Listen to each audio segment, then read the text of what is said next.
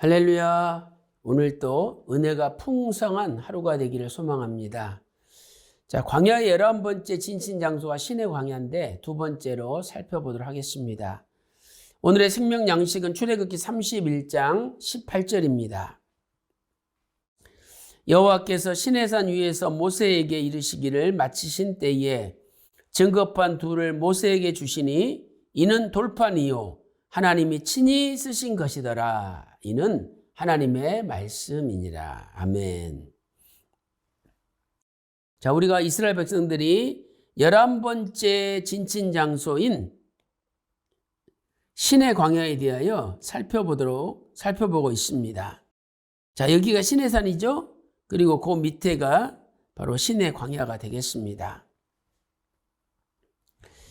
자, 오늘은 11번째 진친장소인 신의 광야의 구속사적 교훈에 대하여 살펴보도록 하겠습니다. 자, 신의 광야의 시내산 위와 시내산 아래가 어떻게 다른지 비교를 해보도록 하겠습니다. 자, 먼저 첫째로 시내산 위의 모습입니다. 첫째, 시내산 위에서 모세는 하나님의 영광을 체험하였습니다. 출애굽기 24장 16절 말씀 보세요. 여호와의 영광이 시내산 위에 머무르고 구름이 6일 동안 산을 가리더니 제7일에 여호와께서 구름 가운데서 모세를 부르시니라.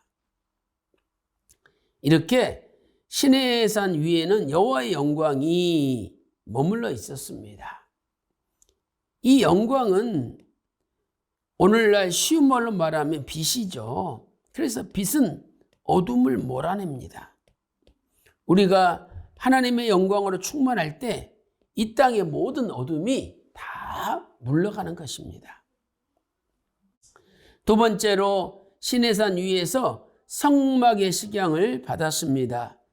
출애굽기 25장 8절 9절 말씀 보세요. 내가 그들 중에 거할 성소를 그들을 시켜 나를 위하여 짓되 무릇 내가 내게 보이는 대로 장막의 식양과 그 기구의 식양을 따라 지을지니라 라고 말씀하고 있습니다. 세 번째, 모세는 시내산 위에서 하나님의 말씀을 들었습니다. 자, 출애굽기 31장 18절 말씀 보세요. 여호와께서 시내산 위에서 모세에게 이르시기를 말씀을 주셨죠. 모세는 시내산 위에서 하나님과 영적인 교제를 하였습니다. 그래서 얼굴에 광채가 날 정도죠. 자, 출애굽기 34장 29절 말씀, 하반절 말씀 보세요. 모세는 자기가 여호와와 말씀하였음을 인하여 얼굴 꺼풀에 광채가 나나 깨닫지 못하였더라. 이렇게 말씀하고 있습니다.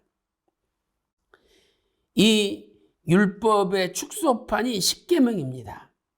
그래서 모세는 시내산 위에서 하나님께서 친히 써주신 십계명 두 돌판을 받았습니다.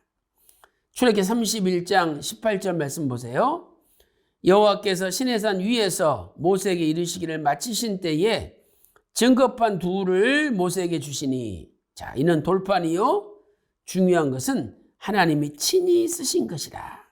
이렇게 하나님이 친히 쓰신 십계명 두 돌판을 받았던 것입니다. 휘선 박아브람 목사님께서는 잊어버렸던 만남 354페이지에서 이렇게 말씀하고 있습니다. 시내산에서 언약을 체결하신 것은 이스라엘 백성이 가나안 땅을 소유할 하나님의 특별한 백성이라는 그들의 정체성을 선포하신 대역사였다. 이렇게 말씀하고 있습니다. 이제 큰 두 번째로 시내산 아래의 모습을 살펴보도록 하겠습니다. 첫째로 시내산 아래에서는 아론과 타락한 이스라엘 백성들이 금송아지 우상을 만들어 숭배하였습니다. 자, 출애굽기 32장 8절 말씀 보세요. 자기를 위하여 송아지를 부어 만들었죠. 그리고 그것을 숭배하였습니다. 그리고 말하기를 너희를 애굽 땅에서 인도하여 낸 너희 신이라. 애굽 땅에서는 여호와 하나님이 인도하셨지 않습니까? 그런데 금송아지가 인도했다라고 거짓으로 이야기하고 있습니다. 또 출애굽기 32장 24절 말씀 보세요. 내가 그들에게 이르기를 금이 있는 자는 빼어내라 한즉 그들이 그것을 내게 가져왔기로 내가 불에 던졌더니 이 송아지가 나왔나이다. 말이 됩니까? 금덩어리들을 불에 던졌더니 갑자기 거기서 금송아지가 나왔다. 이런 해괴한 발언을 아론이 하고 있습니다.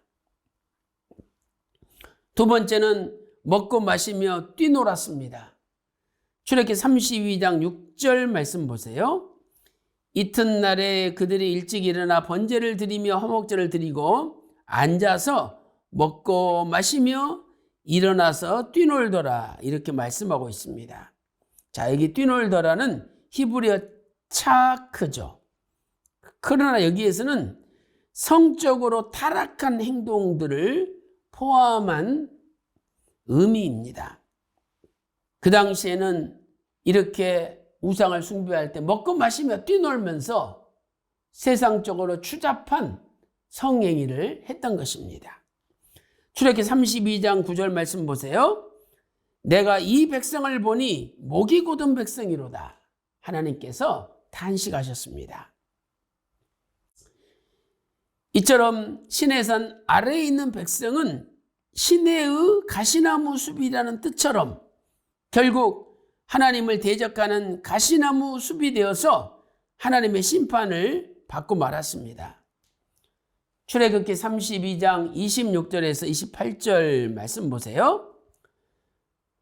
모세가 십계명 두 돌판을 받아가지고 내려와서 금송아지를 만들어 우상 숭배하는 이스라엘 백성들을 보면서 그 돌판을 던져서 깨트려 버렸습니다. 이것은 언약이 파기됐다 하는 것을 의미하는 거죠. 만약 그 언약대로라면 우상 숭배하는 자들은 전체가 죽어야 되는 거 아니겠습니까? 그리고 출애굽기 32장 26절 말씀 보니까 누구든지 여호와의 편에 있는 자는 내게로 나오라 했습니다. 그때 레위 자손이 다 모여서 모세에게 나왔습니다. 27절에 모세는 그들에게 너희는 각각 허리에 칼을 차고 그 형제를, 친구를, 이웃을 도륙하라고 명령하였습니다. 이 말씀에 레위 자손이 순종함으로 백성들 가운데 앞장섰던 3,000명이 죽임을 당하였습니다. 출애굽기 32장 28절에 레위 자손이 모세의 말대로 행하매 이날의 백성 중에 3,000명가량이 죽임 바 되니라라고 말씀하고 있습니다. 자, 그렇다면 사랑하는 성도 여러분, 지금 우리는 시내산 위에 하나님의 영광을 체험하고 말씀을 받고 있는 시내산 위의 신앙입니까?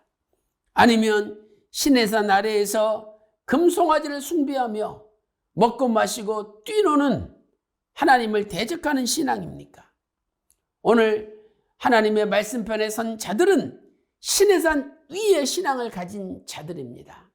오늘 또 저와 여러분의 가정과 직장과 생업에, 교회에 하나님의 영광이 충만하고 또 하나님과의 영적인 교제가 충만한 놀라운 역사가 있기를 주님의 이름으로 축원합니다. 기도 올리겠습니다. 하나님 아버지, 모세는 시내산 위에서 하나님의 영광을 체험하고 하나님의 말씀을 들음으로 얼굴에 광채가 날 정도로 변화되었습니다.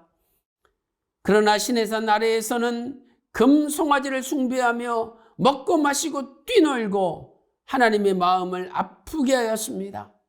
하나님 아버지, 이 시대에 우리는 말씀편에 서서 하나님의 영광을 체험하며 끝까지 하나님의 말씀을 지키며 순종하는 신령한 하나님의 레위 자손과 같은 백성들이 될 수 있도록 인도하여 주시옵소서. 오늘 하루도 말씀으로 승리하기를 간절히 소망하며 존귀하신 우리 주 예수 그리스도 이름으로 간절히 기도 올리옵나이다. 아멘.